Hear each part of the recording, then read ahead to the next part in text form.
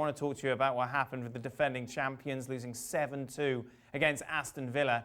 How on earth do you explain this? Arrogance. Really? Yeah, I think we'll see. And listen, I think Klopp's going to have to stamp down on it. Some people may disagree, but it smacked to me because the performance, you remember, for those that remember, the first 45 minutes against Arsenal was exhilarating, right? But Arsenal are a challenge, somewhat.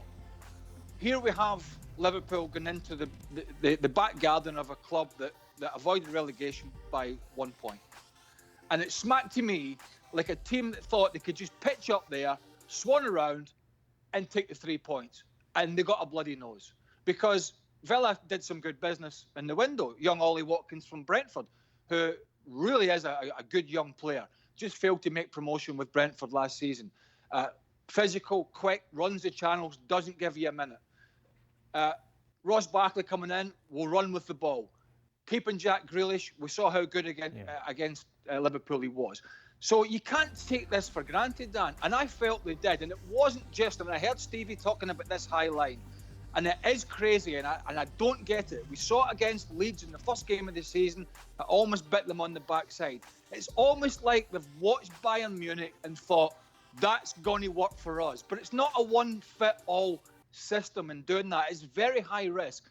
And as Stevie rightly pointed out, they had two great seasons, one domestically and one in Europe the year before, playing a much better shape. So why take the chance and play in this stupidly high line when clubs will use midfield runners to run in behind you? But really that's hiding the other side of the game to me, and I thought that was the arrogance, because look at Firmino's performance, giving the ball away. Look at the performance in the middle of the park. Look at Joe Gomez.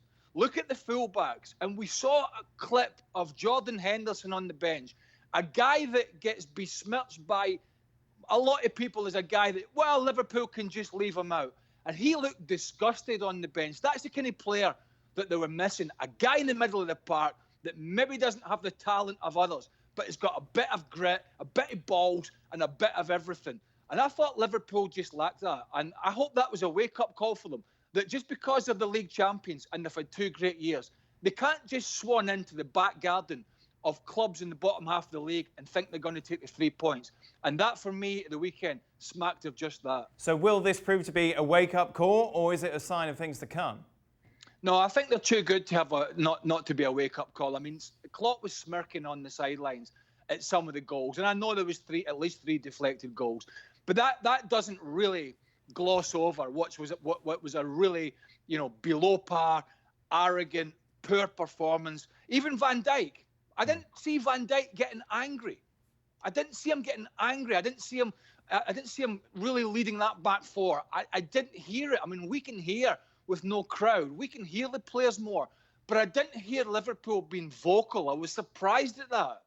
I was really surprised that when things were going against them, Virgil van Dijk said, sod this.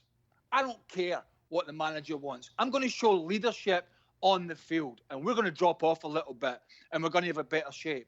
I didn't see that. But I fully expect Jurgen Klopp to go through them like a dozy salts, or have gone through them like a dozy salts over the last couple of days, because that will be unacceptable to him. He shoulders some of the blame as well. But I think it was a good early season wake-up call. If it wasn't, might be a difficult season for them. Thanks so much for watching ESPN on YouTube. And for more sports highlights and analysis, be sure to download the ESPN app. And for premium content and live streaming, subscribe to ESPN+.